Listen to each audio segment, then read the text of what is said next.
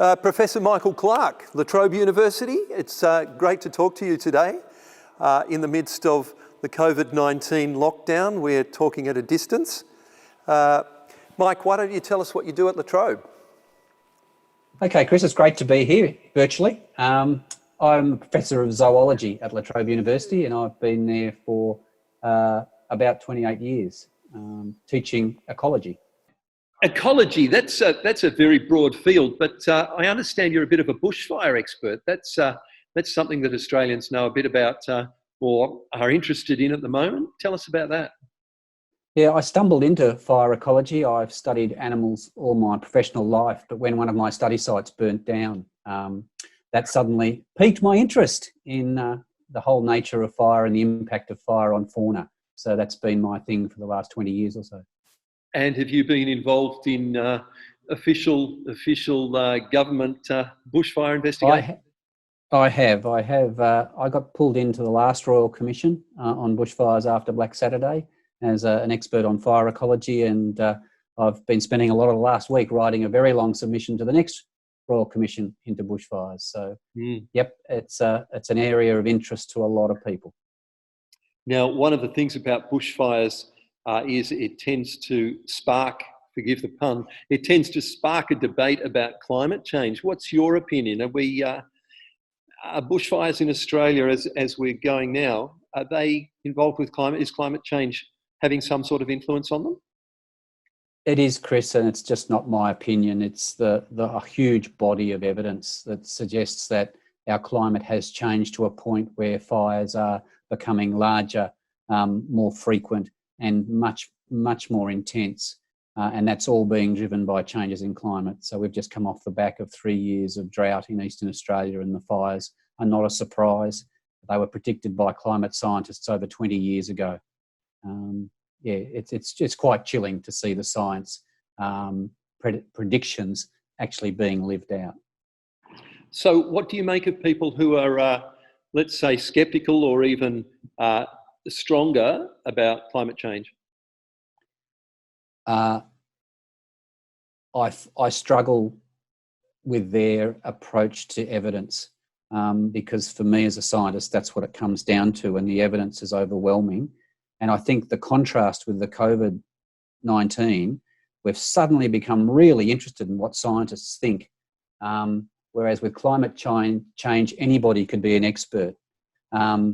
And suddenly we're going to value science and say, gee, we need these scientists to help us get over this challenge, this crisis. And the climate situation is very, very similar, but the response from certain commentators and politicians has been diametrically opposed to the evidence. So in one case, people are taking science very seriously, but in the other case, people feel free to yes, the scientific consensus. And I think it has a lot to do with the immediacy of the problem. This could actually kill me tomorrow, COVID.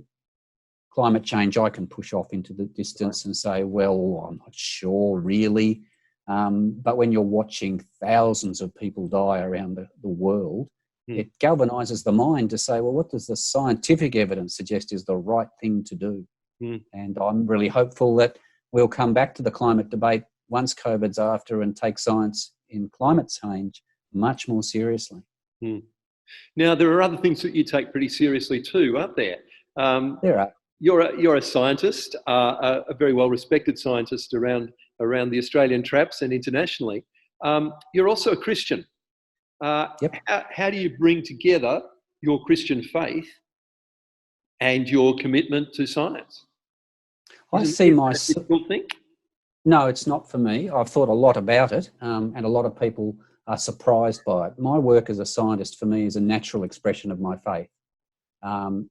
It happens to provide the professional context in which I do my thing. And my faith provides two really big motivations for me for doing the work that I do as an ecologist. The first is, as a Christian, I believe we humans have a unique God-given responsibility to care for this incredible planet that we've inherited, its landscapes, its ecosystems, its wildlife. And my aim in doing science is that I contribute to the better care of that planet than we have to date, which has been pretty ordinary. My second motivation if I can go on, is that my faith provides me with the belief that I have a responsibility to use the skills and gifts that I've been given. And that includes a really curious mind. I'm a curious person on all sorts of levels.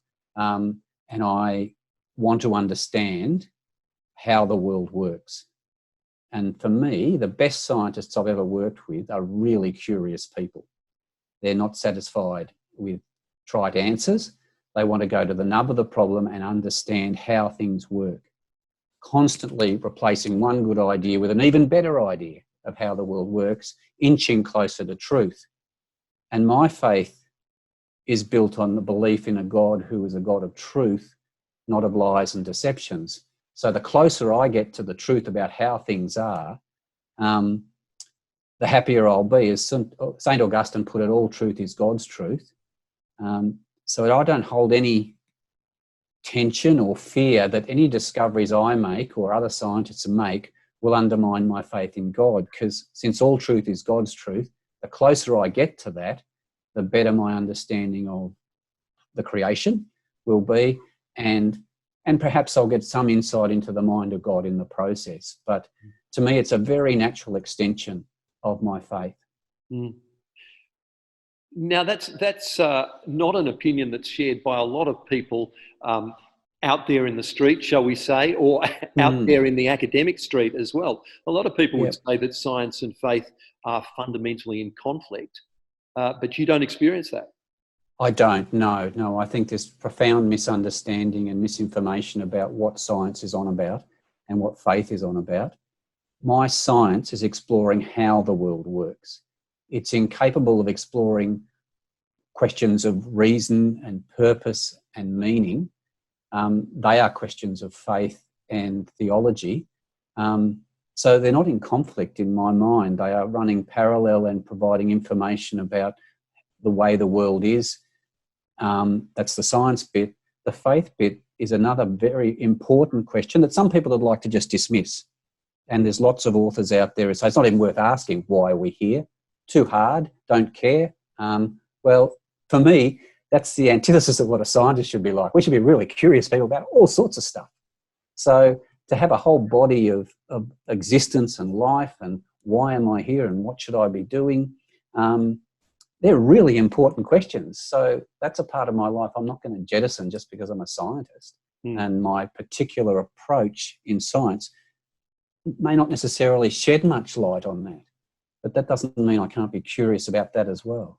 And even if it doesn't shed a lot of light on it, it's still not in conflict with your... It's still not in conflict with my faith, no. And that's the real sad part as a professor of zoology and an evolutionary biologist, I should throw in. That's what I've studied, is the process of evolution, and I find it a fascinating thing to study. I have a number of students typically coming from well-meaning churches where students have said to me, I'm in a crisis. My pastor tells me I need to either abandon my studies or write my essays with my fingers crossed behind my back, because to talk about evolution or to talk about science is to reject my faith. And that's such a sad and unnecessary conflict in my head. So I have long conversations with students about that issue and try and encourage them to explore both to the best of the amazing minds they possess. Go your hardest. Ask good questions. Don't be satisfied with trite answers. That's what makes a good scientist. It makes an informed life, I think. Thank you, Mike. It's been great to talk to you. No worries. We've been talking to Professor Mike Clarke at Trobe University, evolutionary biologist and bushfire expert, among other things. Thanks very much, Mike. No worries. Pleasure, Chris. Bye-bye. Bye-bye.